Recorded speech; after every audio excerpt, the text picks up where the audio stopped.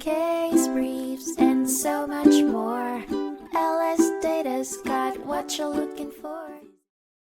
Philips Corporation faced a legal battle over its patent licensing practices, involving tying essential patents to non-essential patents for technology used in manufacturing compact discs.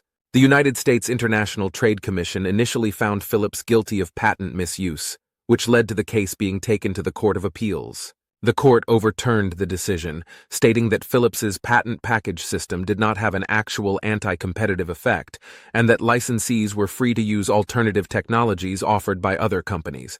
The Court of Appeals found flaws in the International Trade Commission's rule of reason, and sent the case back for further proceedings to determine Philips's patent enforceability and possible relief.